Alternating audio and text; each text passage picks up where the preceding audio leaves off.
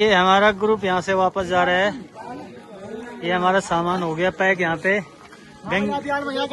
और एक गंगी के लोगों ने मना कर दिया आज आगे। नमस्कार, आप सबका स्वागत है उत्तराखंड की आवाज़ में। और आज हम आपको एक बड़ी खबर दिखाने जा रहे हैं गुत्तू क्षेत्र से।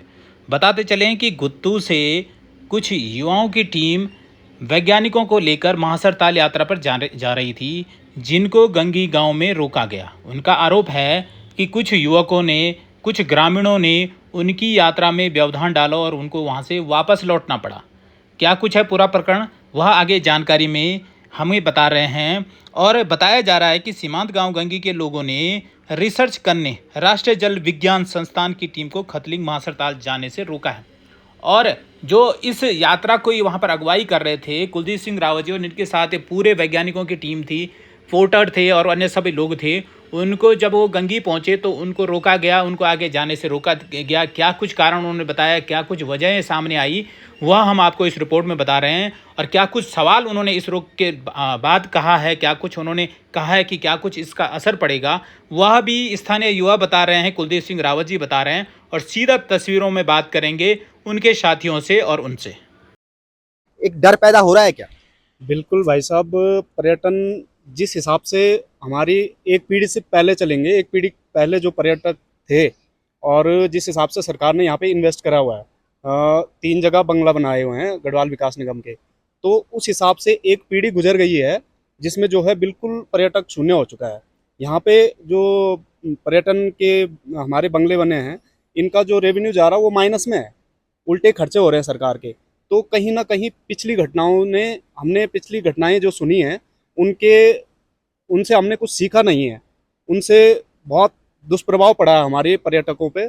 और आज पर्यटकों की स्थितियां सुधारने के लिए नया लड़का हमने जो तैयार कर रहे हैं, ये भाई प्रशिक्षित है हमारे टूरिज्म क्षेत्र में, हमारे पर्वतारोहण पे इनके पास सर्टिफिकेट है और पूरी टीम इनकी काम कर रही है। इनकी संस्था रजिस्टर्ड है। तो ये नया तरीके से इसको उभरने की कोशिश कर रहे हैं कि किस तरह से हम चीज़ों को जोड़ें और कड़ीबद्ध जोड़ें और कैसे अपने क्षेत्र को आगे बढ़ाएं। लेकिन यहाँ के अगर जनमानस उस चीज़ को सपोर्ट नहीं करेगा, यहाँ का जनमानस अगर सहयोग नहीं करेगा, क्योंकि गंगी को हम पूरा बदनाम नहीं कर सकते। गंगी की ऐसी परंपरा रही है भाई साहब कि अतिथि देवो भवा वाली जो टैगलाइन है वो वहाँ पे सुटेबल होती थी, लेकिन वो आज से पूर्वजों की तरफ। लेकिन आज ये स्थितियाँ हो गई है कि नया जो युवा है उसका चुनिंदा लोगों की वजह से बदनामी हो रही है। और पूरे क्षेत्र नहीं, मैं ये कहूँगा, आप जानते हैं कि विश्व में जो हमारे वर्ल्ड वाइड जो हमारी पोर्टल होती हैं उस पर यहाँ की रेटिंग जाती है, और यहाँ का वो टिप्पणियाँ करते हैं, उस पर हमारा फीडबैक डालते हैं। तो फीडबैक में ये चीज़ें दिखती हैं, अगला पर्यटन वही फीडबैक देख के हमारे एरिया में आएगा।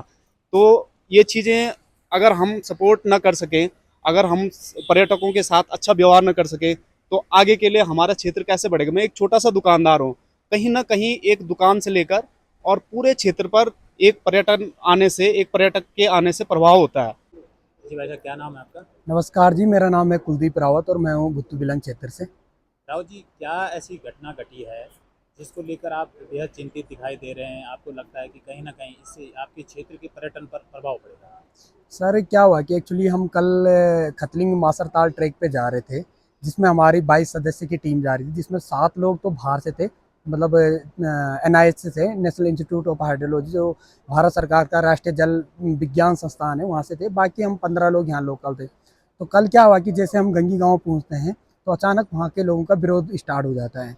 विरोध का कारण यही था, पहले उन्होंने कहा कि हमारे लोकल लोग नहीं है तुम्हारे साथ, जबकि उनके 3 लोग हमारे साथ हैं खच्चर के साथ। तो उन्होंने कहा कि खच्चर वाले का फ़ायदा है, हमारे क्या फ़ायदा है। तो हमने कहा आप क्या लोग चाहते हैं। उन्होंने कहा कि 10-12 लोग हमारे पोर्टल ले जाओ, जबकि ऑलरेडी मेरे पास 13 पोर्टल पर्याप्त थे। तो मैंने कहा कि मैं 10-12 नहीं ले जा सकता, पर 3 लोग और ले जा सकता हूँ, मतलब 6 लोगों की टीम आपकी जा सकती है। लेकिन उन्होंने कहा कि नहीं, 10-12 ले जाओ, जो कि मेरे बजट से बहुत ज़्यादा भार हो रहा था, तो मैं वो पॉसिबल ही नहीं था। फिर जैसे सबसे पहले हम ये जानना चाहेंगे जी कि ये जो टीम जा रही थी, जिसके साथ जो आप जिस टीम के साथ जा रहे थे, जी उस टीम का उद्देश्य क्या था? क्योंकि सबसे पहले उद्देश्य जानना जरूरी सर, जैसे मैंने बताया, ये राष्ट्रीय जल संस्थान, जल विज्ञान संस्थान है, मतलब विज्ञान से आप समझ गए होंगे, खोज करना। कोई भी चीज़ जो हिमालय में जो ग्लेशियर होते हैं, जो लेक होते हैं, जिनसे जो हमारे पानी की रिसोर्सेज होते हैं, जहाँ से पानी आता है, उन चीज़ों पे ये खोज करते हैं। उनका खोज करने का पर्पज़ क्या है, क्योंकि हमारे यहाँ 4 ग्लेशियर पड़ते हैं। एक खतलिंग ग्लेशियर पड़ता है, एक रुद्रगेरा का ग्लेशियर पड़ता है, एक हमारा मयाली ग्लेशियर पड़ता है, एक दूधगंगा का ग्लेशियर पड़ता है। 4 ग्लेशियर हैं। तो इन 4 ग्लेशियरों को क्या आप देख रहे होंगे, हिमालय में बहुत तेज़ी से ग्लेशियर पिघल रहे हैं, जिनसे क्या हो रही है, वहाँ पे लेकें बनी, जिन्हें अल्पाइन लेक भी कहते हैं। हिमालयन जो लेक होती है उन्हें अल्पाइन लेक कहते हैं, और वो बहुत बड़ी मात्रा में बड़ी बन रही है। क्योंकि जब हम लास्ट टाइम पे गए थे तो उन्होंने जो रिसर्च की थी, वहाँ पे उनकी 45 मीटर डेप्थ थी और लगभग 1.5 किलोमीटर लंबी हो चुकी है। वो 14 साल में बोले। तो ये उनकी जो उनका मानना है कि उससे आने वाले समय में जो हमारा गुत्तू मार्केट है, घनसाली मार्केट है, उससे उसको खतरा हो सकता है। क्योंकि एक साथ जैसे हमने केदारनाथ में देखा था, गांधी सरोवर में क्लाउड बर्स्ट हुआ और एक साथ फटा और पूरा वहाँ उस क्षेत्र में तबाही आ गई। तो वैसे आने वाले टाइम में गुत्तू में भी हो सकता है। तो उनका मकसद है कि ग्लेशियरों को मापना कि कितने तेजी से पिघल रहे हैं। अगर वो लेक में पानी ज़्यादा बढ़ रहा है तो उसको कैसे चैनलाइज करें, पानी को कैसे धीरे धीरे निकालें कि एक साथ वो पानी ना आए। तो उनका मकसद ये है सर। अच्छा, जब आप लोग जा रहे थे जी। तो आपके साथ ये घटना हुई और कहाँ पे हुई ये घटना? ये घटना सर जो हमारा सीमांत गांव है टिहरी गढ़वाल का, गंगी गांव, तो वहाँ पे वो घटना हुई है सर। वहाँ के लोग अचानक से 4-5 लोग आए, फिर 8-10 लोग हो गए।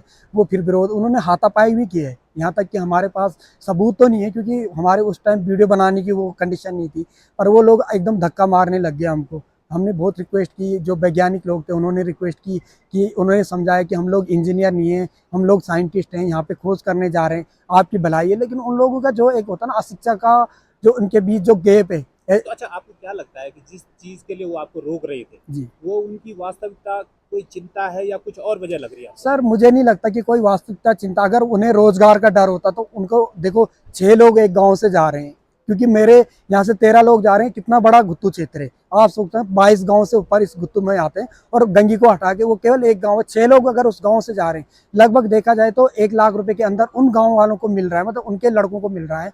तो उसमें दिक्कत क्या है? रोजगार का तो कोई इशू नहीं है, मुझे नहीं लगता। ठीक है, रोजगार का मुद्दा हो सकता है, लेकिन मेरी तरफ से अगर 6 लोग, मैं बोलूँ कि चलो 6 लोग, पैसे भी दे रहा हूँ, 1000 रुपये पर डे देने के लिए तैयार हो, तो वो नहीं था। दूसरा उनका एक मुद्दा आया कि डैम बना रहे हो। मेरे पास जो मटेरियल था वो डैम बनाने के लिए पर्याप्त नहीं है। नहीं, और तो क्या आपको लगता है कि कुछ इस तरह की खुसर है कि डैम का कोई वो लगा है आपकी समझ में? कहीं लगता है कि वहाँ डैम को लेकर भी कुछ गतिविधियां चल रही है, कुछ ऐसा है? नहीं सर, कोई भी गतिविधि अभी तक, कोई ऐसी गतिविधि नहीं है कि वहाँ पे डैम बन रहा है या कोई वहाँ पे सर्वे करने गया है। क्योंकि वो हमारा जो वो है ना, फॉरेस्ट एरिया बहुत बड़ा है। और आप लोगों को भी पता होगा कि इतने बड़े जंगल एरिया में कोई कंस्ट्रक्शन नहीं कर सकता है, क्योंकि वो जीवों के लिए सुरक्षित है, हिमालय क्षेत्र है। तो हिमालय के इतने नज़दीक तो कोई भी डैम नहीं बन सकता। ये तो मैं भी आश्वस्त हूँ कि नहीं हो सकता है, क्योंकि वैज्ञानिक और इंजीनियर में फ़र्क होता है। जो वैज्ञानिक जा रहे हैं वो जल विज्ञान वाले हैं, वो खोज करने जा रहे हैं, वहाँ पे ग्लेशियरों को देखने जा रहे हैं, ना कि वहाँ पे डैम बनाना। क्योंकि ग्लेशियर के इतने नज़दीक कौन डैम बनाएगा सर? जितने नज़दीक, अगर हिमालय के नज़दीक डैम बनेंगे तो आपदा आने के दूसरी चांसेस बात ज़्यादा ये रहेंगे कि सर। ये जो जिस जगह आप जा रहे थे, वो उस पे पैदल ट्रैकिंग कितनी है? सर लगभग अगर हम अप्रोक्स एक साइड का मैं मान के चलूँ तो 70 किलोमीटर है, आना जाना वो 140 किलोमीटर हो जाता है इतनी टोटल। दूर पे डैम बनाना अपने आप में बहुत बड़ी बहुत चुनौतियों बड़ी से भरा जी। हुआ है। और ये मतलब अभी तो दिख दे रहा है कितना आसान होगा। जी। और इस तरह से जिस तरह से वो आपको रोक रहे थे, तो उससे आपको क्या लगता है कि अब इस चीज़ से क्या क्या प्रभाव पड़ने वाला है? सर अगर देखो, इस चीज़ से तो एक प्रभाव सीधा है कि टूरिज्म पे अफेक्ट पड़ेगा। जैसे अभी तक हम बता रहे थे कि यहाँ गुत्तू क्षेत्र में कितना बड़ा टूरिज्म है, पवाली कांठा, मयाली पास, खतलिंग ग्लेशियर है, यहाँ पे सहस्त्र ताल है, इतने पर्यटन के इतने क्षेत्र हैं। तो ऑफकोर्स जो लोग यहाँ आने वाले होंगे उन लोगों को आना नहीं आएंगे, क्योंकि देखो लोगों के अंदर डर बैठ जाता है यार कि हम ऐसी जगह जा रहे हैं जहाँ नेटवर्क कनेक्टिविटी नहीं है और लोग इतना दुर्व्यवहार कर रहे हैं वहाँ पे। तो अच्छा, आपको किस तरह से धमका रहे थे वो? क्या बात आई सर उन्होंने सीधे यही बोला कि अगर तुम जरा जाके तो दिखाओ, तुम्हारी मशीनें तोड़ देंगे।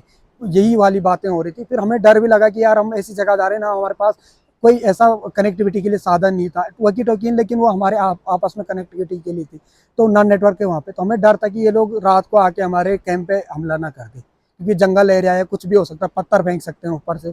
तो इस डर से हम वहाँ जाने के लिए हम डर गए और वापस आ गए सर वहाँ से। स्थानीय प्रशासन को कोई सूचना दी गई है सर आपको? मैंने घनसाली थाने में सूचना दी है, पुलिस वालों को बोला, तो फिर पुलिस वालों का रिएक्शन अलग ही आया वहाँ से कि यार वो गंगी वाले तो ऐसे ही हैं, अब देखते हैं, वहाँ मीटिंग करेंगे। मैंने सर कुछ एक्शन तो लो, क्योंकि मेरा तो बहुत बड़ा नुकसान हुआ सर। लगभग मेरे पास बिल पड़े हैं, 30,000 की मैंने राशन खरीदी, 5,000 की सब्जी खरीदी, कल की 13 बंदों की अगर मैं दिहाड़ी 1,000 रुपये, 13,000 रुपये वो गए, तो मेरा अगर नुकसान, मेरा इक्विपमेंट गाड़ी का खर्चा। तो आपने जब उनको ये समझाने की नहीं कोशिश की कि अगर आप इसी तरह से रोकेंगे तो दूर दराज से लोग आते हैं पर्यटन की दृष्टि से, या जो देश विदेश से लोग आते हैं उनको भी ये संदेश जाएगा, गलत संदेश जाएगा कि यहाँ पर लोग जो हैं, कुछ लोग जो हैं जो है उनके साथ गलत व्यवहार कर सकते हैं, अभद्रता कर सकते हैं। मैंने जब वहाँ पे बोला ना, मैंने कहा कि देखो ये पर्यटन का मामला ही नहीं है, विकास इन्हीं से होता है, क्योंकि जब 4 लोग हमारी चीज़ों को देखेंगे तो 10 लोग और आते हैं।